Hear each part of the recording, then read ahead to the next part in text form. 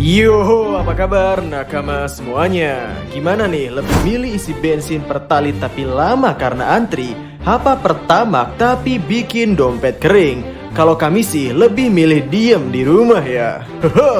One Piece chapter 1053 benar-benar gokil. Ada banyak sekali hal yang bisa kita bahas. Dan kali ini kami lagi-lagi ingin membahas soal Ryokugyu. Hal yang ingin kami bahas adalah detil Ryokugyu yang ngefans dengan Akainu dan nasib Ryokugyu di cerita ke depan. Sehingga tanpa basa-basi lagi, langsung saja mari kita mulai. Fans dan idolanya. Karakter yang memiliki idola seperti Ryokugyu ini bukan pertama kalinya ditunjukkan dalam serial One Piece. Kita beberapa kali sudah ditunjukkan konsep yang seperti ini. Karakter-karakter yang memiliki idola seperti ini biasanya memiliki peranan yang cukup besar dalam cerita.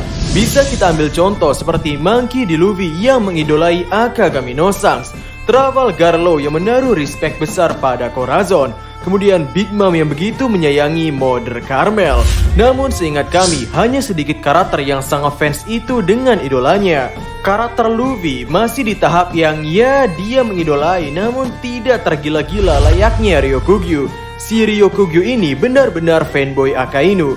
Dia sampai melakukan hal yang kurang wajar demi mendapatkan pujian dari idolanya. Dan sebetulnya ini cukup menarik.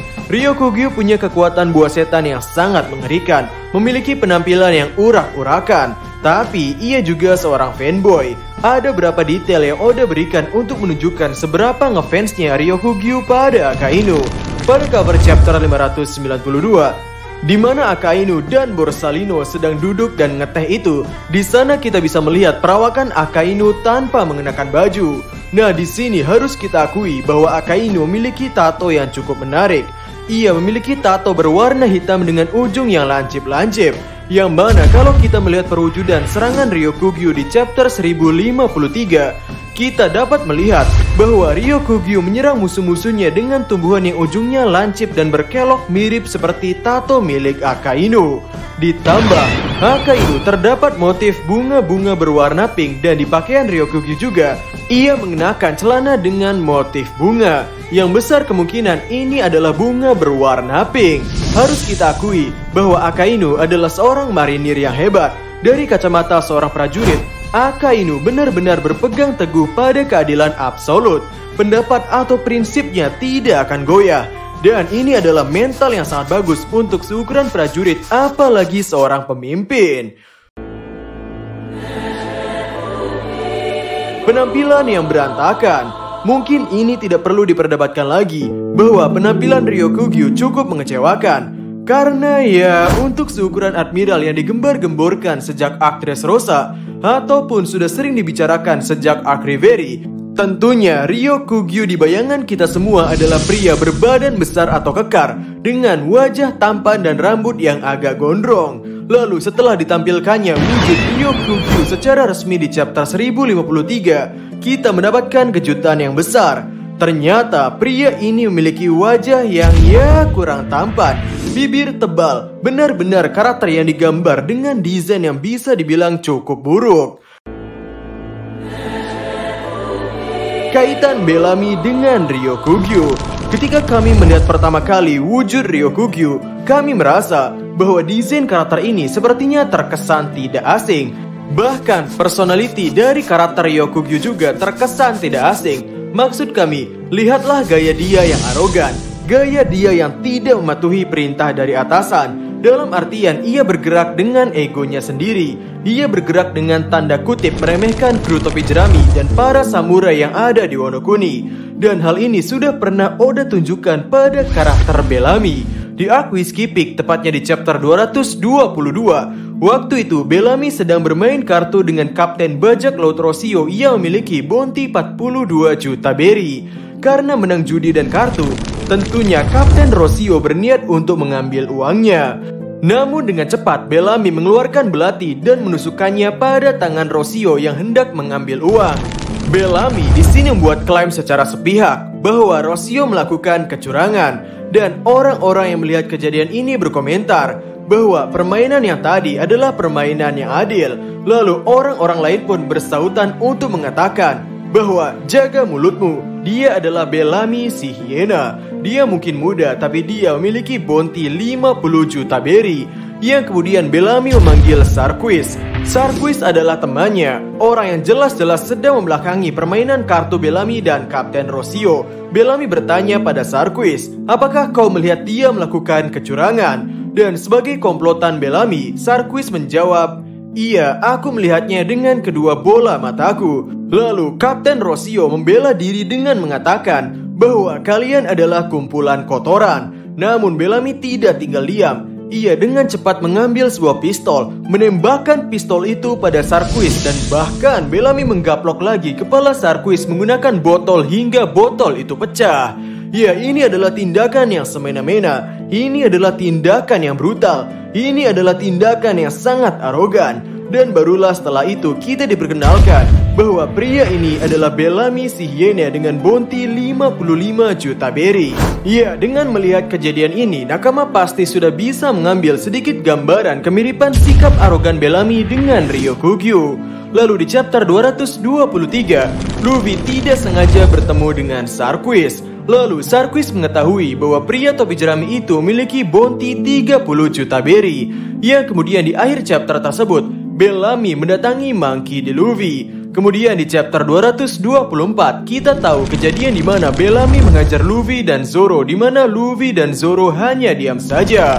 Ya, Bellamy juga di chapter tersebut mentertawakan perihal mimpi dan pulau langit yang ingin dituju oleh kru topi jerami. Lalu barulah pada chapter 232 ada orang yang menyuruh Bellamy untuk kabur, atau jika tidak ia akan mati. Orang tersebut mengungkapkan bahwa Luffy ternyata memiliki bounty 100 juta berry, bukan 30. Bahkan Zoro sendiri lebih tinggi bounty-nya dari Bellamy. Namun Bellamy dan Sarquis waktu itu menganggap bahwa bisa saja bahwa bounty tersebut adalah bounty palsu. Hal ini bertujuan untuk menaikkan namanya. Lalu terjadilah pertarungan antara Luffy versus Bellamy dan boom, Luffy berhasil mengalahkan Bellamy dalam satu pukulan. Selanjutnya Bellamy muncul lagi pada One Piece chapter 706 dengan penampilan barunya yang badannya kini lebih berotot, tidak mengenakan kaos, mengenakan kacamata hitam. Dan di chapter 706 itu juga dijelaskan bahwa ia mengidolai Doflamingo sejak kecil, dan ia mengikuti turnamen ini bukan untuk Mera-Mera Nomi. Ia memiliki alasan pribadi yang kemudian kita tahu di kemudian cerita Bellamy di Actress Rosa cukup sengsara. Mungkin sekarang nakama bertanya-tanya, kenapa kami menjabarkan sedetail itu tentang kisah Bellamy? Apakah ada kaitannya dengan Ryokugyu? Ego yang menyebabkan malapetaka.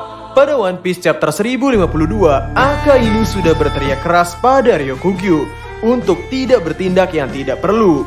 Dan di chapter 1053, Ryokugyu malah melakukan aksi brutal pada sisa-sisa bajak laut Kaido, serta berencana melakukan sesuatu pada Wano Kuni di luar sepengetahuan Akainu. Dan ya, kami pikir nasib dari karakter Ryokugyu akan mirip seperti nasib Bellamy. Ia akan sengsara di kemudian hari.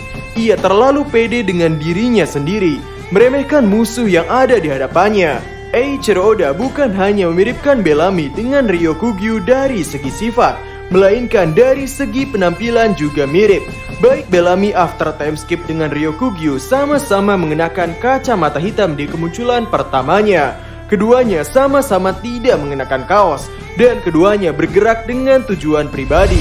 Bellamy mengikuti turnamen Kolesium bukan untuk Mera-Mera Nomi, tapi agar menjadi bagian dari eksekutif bajak laut Doflamingo. Ya, lagi-lagi ini berkaitan dengan kekaguman Bellamy pada Doflamingo.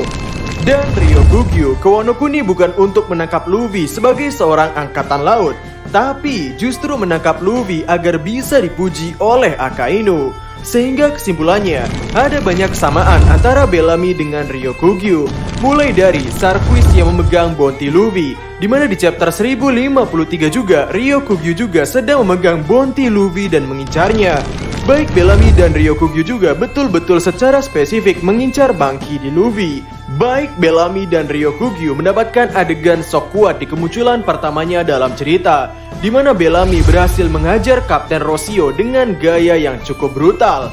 Lalu Bellamy mendapatkan jatah di mana ia bisa mengajar habis-habisan Monkey D. Luffy serta Zoro, yang mana waktu itu Zoro dan Luffy memang sengaja tidak melawan. Dan di karakter Ryokugyu, ia mendapatkan jatah cerita di mana ia bisa mengajar habis-habisan sisa-sisa bajak laut Kaido, yang mana kami yakin betul bajak laut Kaido ini dalam keadaan sekarat.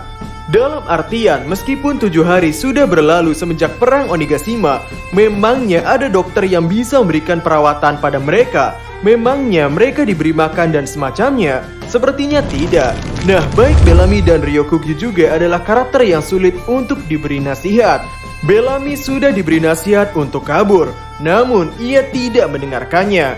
Dan Ryokugyu sudah diberi perintah untuk tidak melakukan hal yang tidak perlu, namun ia malah ingin menginvasi Wano Kuni secara mandiri di luar sepengetahuan Akainu. Ya, kedua karakter ini sama-sama arogan, sama-sama memiliki penampilan urakan, sama-sama banyak gaya. Yang kami pikir, sepertinya Ryokugyu akan berakhir sama seperti Bellamy. Ia akan sengsara karena ulahnya sendiri. Ia akan sengsara karena sikap arogannya itu. Karena bagaimanapun, dari segi kekuatan, dari segi prajurit, dari segi jumlah komplotan, Bellamy dan Ryokugyu sudah kalah sebelum bertarung. Bellamy diakui Skipik sudah jauh kalah dengan Luffy dari segi kekuatan, bounty, pasukan, dan Ryokugyu di Arc Wano Kuni. Mungkin dari segi kekuatan kami masih unggulkan Monkey D. Luffy. Namun, jangan lupakan juga bala tentara di Wano Kuni, para samurai, para Ming, kru topi jerami, Babang Zoro, Yamato, Law, Kid, segala macam pasukan kuat ada di sana, yang secara nyata dalam kacamata kami, Ryokugyu sudah kalah sebelum bertarung. Apalagi ia hanya request satu kapal angkatan laut ke Wano Kuni. Ini benar-benar misi bunuh diri. Sehingga itu saja video untuk hari ini. Bagaimana menurut nakama semuanya? Berikan komentar kalian atau berikan koreksi kalian semua atas teori kami tersebut di kolom komentar di bawah. Jadi, kami Diskusope dan terima kasih banyak.